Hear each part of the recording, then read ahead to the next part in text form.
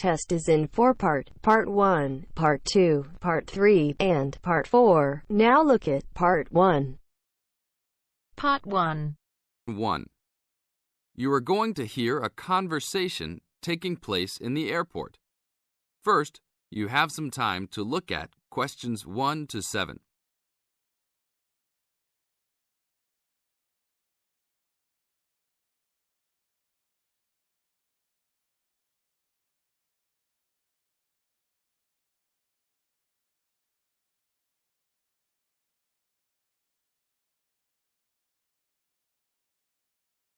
Now listen to the tape and answer the questions.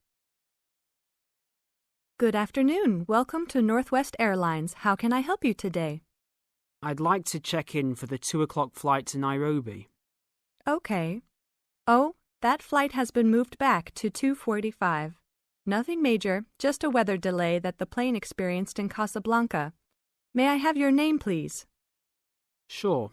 It's Jim Harkness. Is that Harkness with 2 S's? Yep. And that's Jim with 1 M. Got it. Oh, I see you're connecting from Beijing. You sure are getting around. Yeah. I'm the director of the Worldwide Fund for Nature in Beijing. I'm going to Nairobi for a conference on conservation planning. Fascinating. Will you have any luggage to check in? Yes. 1 bag, 1 carry-on, and 1 laptop. Fine. Put the bag on the scale, please. We are going to fill out customs forms before departure. Can I ask about the contents of your check-in bag? Sure. It's clothing, personal effects, some gifts, and a few books. Thanks. What seating would you prefer, aisle or window?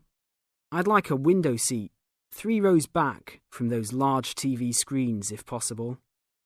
Let me see here. We have 1 4 rows back. Is that okay? Yeah, I just hate being right in front of those screens. Then I have to watch every dumb movie that comes on.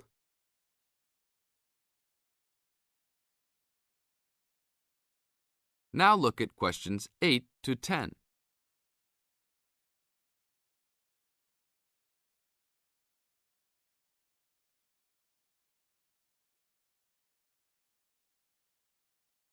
As the talk continues, answer questions 8 to 10. I understand. Is that your carry-on? Yes, I bought it in India last year. It sure is a nice bag. Unfortunately, I think it's too big for the overhead storage compartment. Maximum dimensions for carry-on baggage is 16 inches wide by 10 inches high by 21 inches long. Oh, well, it's okay with width and length, but it's 12 inches high. Are you sure that it won't fit? I've squeezed it in before. No, I'm sorry. You'll have to check it in with an agent prior to boarding. All right, it's no big deal. One final thing. Do you have any DVDs that you purchased in China? Yes, I have my own music CDs. Okay, that's fine. We're not allowed to transport DVDs. We're working on controlling copyright regulations imposed by WTO. Sure, I understand. Is that everything? Yes, it is. You have a wonderful flight now. Thank you. That is the end of Part 1. You now have half a minute to check your answers.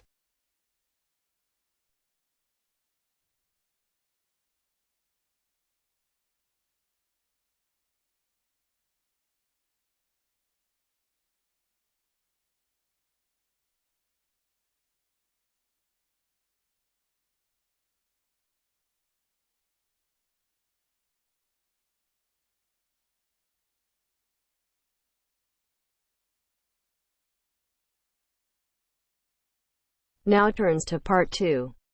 Part 2. You are going to listen to a radio program about buying a house. First, you have some time to look at questions 11 to 15.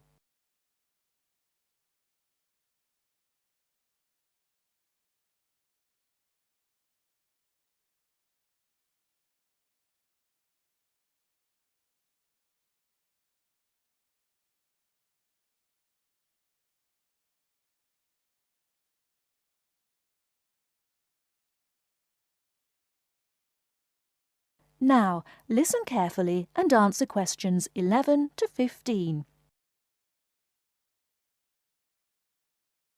Good afternoon, listeners. Today, I'd like to welcome Edward Fox, who is going to talk to us today about buying a house. Edward. Thank you, Eunice. For most people, at least, buying a house is a major life event, and probably the single most expensive item you are ever likely to buy. It is also a place that you can make your home. Therefore, thinking carefully before you make a purchase is of the utmost importance. One of the most important things to consider before buying any property is the location, because remember, it is where you plan to spend a large part of your life, or indeed the rest of your life in some circumstances. Therefore, consider the type of life you enjoy leading. Are you a very sociable person who enjoys nightclubs and discos? If so, then you may wish to consider something close to the city, or indeed in a city where it is convenient for all types of nightlife. On the other hand, if, like me, you prefer a quieter life, then you may want to consider something away from the city. However, do remember that proximity to your place of work is also important. Indeed, we spend most of our life at work, and you don't want to have to spend 2 or more hours every day travelling to work now, do you? Therefore, transport is the utmost importance. City suburbs, however, are often conveniently located for commuting to work, All for shopping. without being in the heart of a busy city. You may, however, think that a house in the suburbs would be far too expensive. Yet houses located in cities can often exceed the price of suburban houses. So check out the prices. You may be surprised. Family is another important consideration. You may prefer a house that is away from a busy street or main road. And of course, remember that children have to attend school. Is there a good school in the area, or would your children have to travel a long distance to get to school? Therefore, if you have children, or you plan to have children, location is a very important factor. And of course, remember that a family influences the size of the property. Before you hear the rest of the talk, you have some time to look at questions 16 to 20.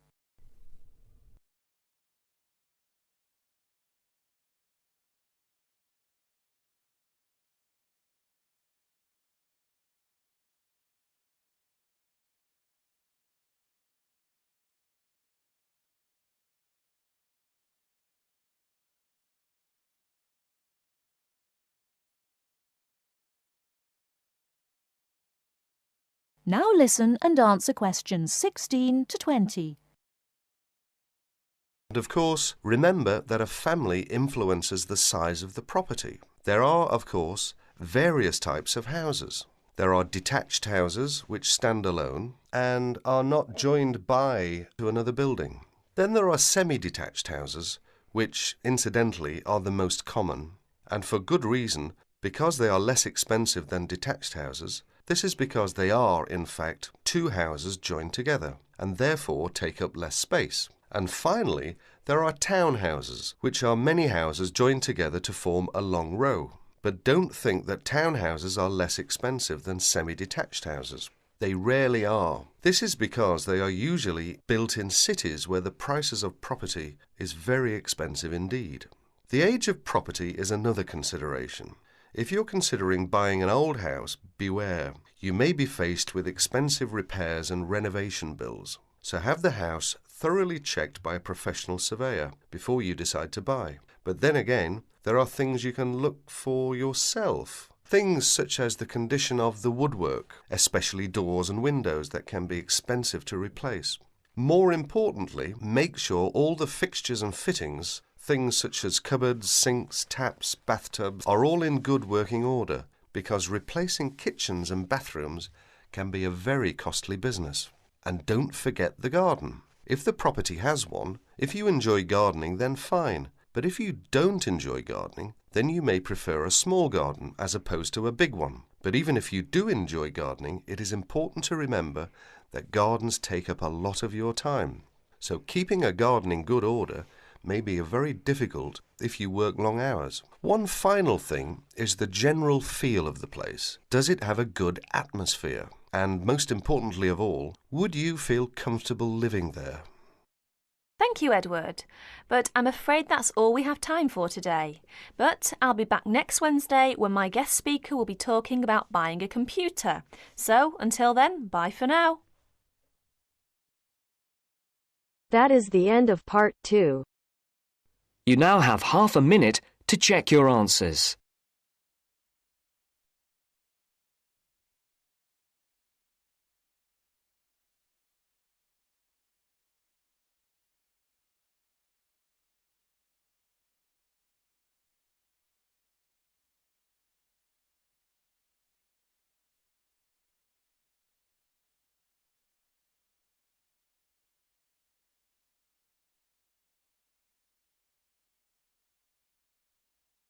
Now turns to part 3. Part 3. You will hear a discussion between a professor and university students about online learning. First, you have some time to look at questions 21 to 27.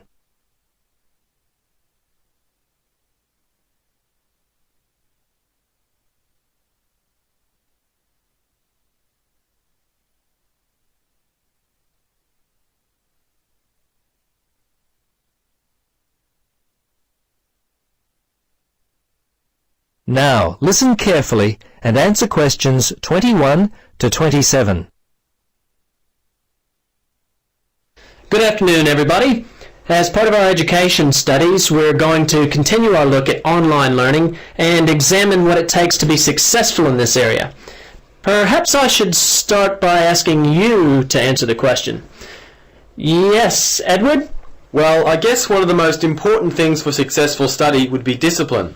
I mean, you don't have to physically be in a class, so you'd have to really make sure you did your coursework. Yes, this is correct. In fact, my first point relates directly to this. Make sure you regularly plan enough study and assignment time. I separate the two because although they relate, they're not exactly the same. With study time, you're focusing on general information as you plan for tests, but with assignments, you might be focusing on presenting more specific information. What else? Yes, Sylvia. Well, it seems to me that before you even start studying, you should make a well-informed and carefully planned decision about which university you're going to study at. Yes, I was going to say that too. It's important to work out where you're going to study first. And another thing you should consider is your career objective. Your course of study should relate to your job. Absolutely correct. Once you've worked out where you want to study. Another thing to consider is your attitude towards study. You should build a positive attitude, take responsibility for your learning. Unlike regular classroom learning, no one will be there to stand over you and make sure that you do the work.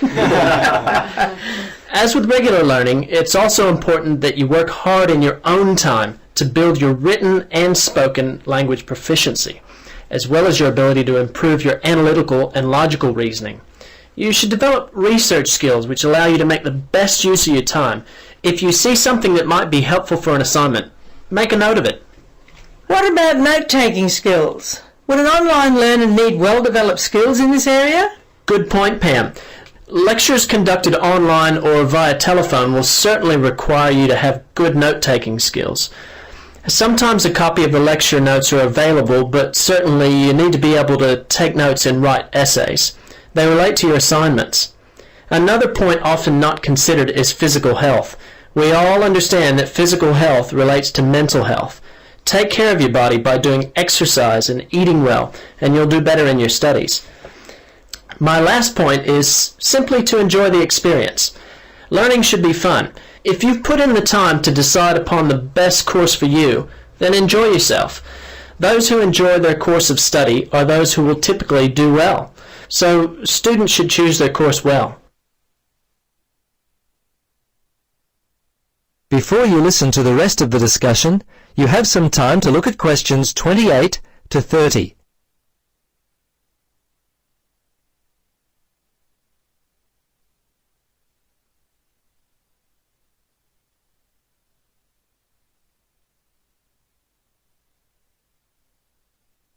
Now listen carefully and answer questions 28 to 30. I'd now like to discuss the assignment for this part of our coursework. Firstly, the assignment is due in 3 weeks. I've reserved information for you at the library. Speak to Carol and tell her you're in the education class. She'll allow you access to the materials I've reserved. Professor, can we borrow them from the library? Some of them can be borrowed, but only overnight because other students may need to have access to them. You'll have to complete an overnight sign-out form. What about the length of the assignment? No less than 1,500 words, and please, no more than 2,000. What about the format? I want that double-spaced and an Arial 12-point font. If you have any other questions, remember to either call my office or you might like to email me. My email address is... That is the end of part 3. You now have half a minute to check your answers.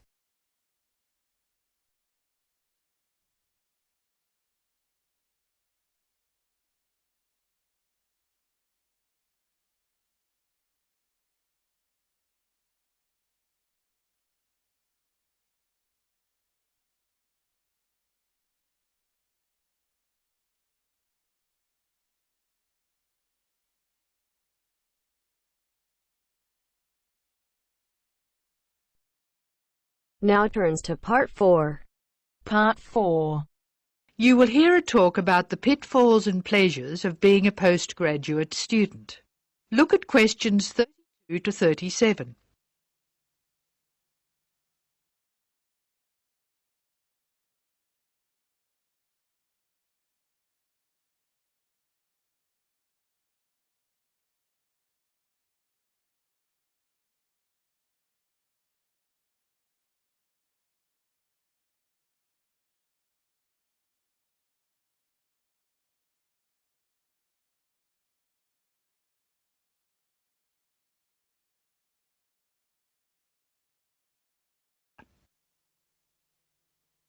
Postgraduates are about as easy to define as catching steam in a bucket.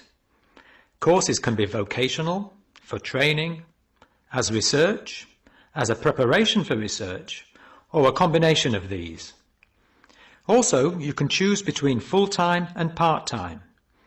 Increasingly, the approach to postgraduate study is becoming modular. The vast majority of postgraduates are doing short, taught courses, many of which provide specific vocational training. Indeed, there has been a 400% increase in postgraduate numbers in Britain over the past 20 years. Current figures stand at just under 400,000. People undertake postgraduate study for many reasons. These may be academic, intellectual challenge, development of knowledge, vocational, training for a specific career goal, or only vague, drifting into further study. It is essential that you determine the reasons you want to become a postgraduate. If you have clear goals and reasons for studying, this will enhance your learning experience and help you to remain focused and motivated throughout your course. Where you study should be based on much more than the course you want to do. For some courses, you're likely to be there for several years, and it is important that you are happy living there. Check also what type of accommodation is available and whether the institution provides any housing specifically for postgraduates. Choosing an institution and department is a difficult process. To determine quality, do not rely on the reputation of an institution, but find out what the ratings are from the most recent assessment exercises. Find out about the staff, their reputation, competence, enthusiasm, and friendliness. Visit the department if possible and talk to existing postgraduates about their experience, satisfaction, comments, and complaints. Be very careful to check how they feel about their supervisors. Also, check what facilities are available, both at an institutional level, for example libraries, laboratory and computing facilities, and in the department, for example study room, desk, photocopying, secretarial support, etc. Everyone will have their own priorities here. I am always anxious to check the computer support available and regard it as slightly more important than library access. Your working environment and the support available to you plays an essential part in making your work as a postgraduate a positive experience.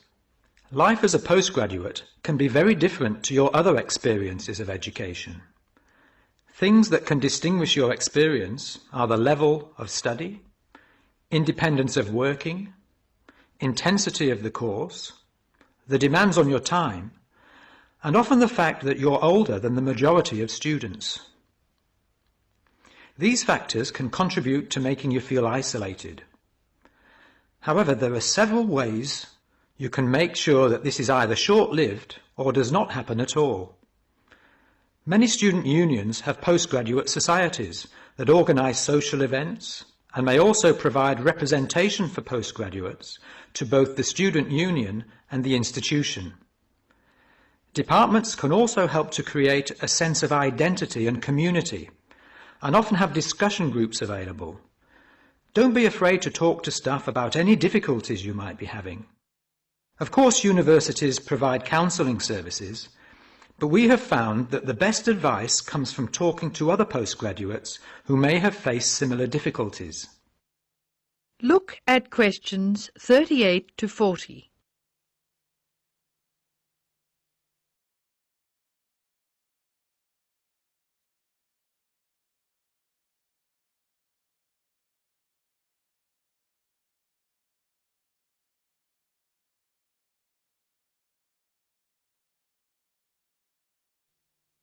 Financial planning is essential, since the government excludes postgraduates from student loans, and it can be difficult to maintain your student status with banks.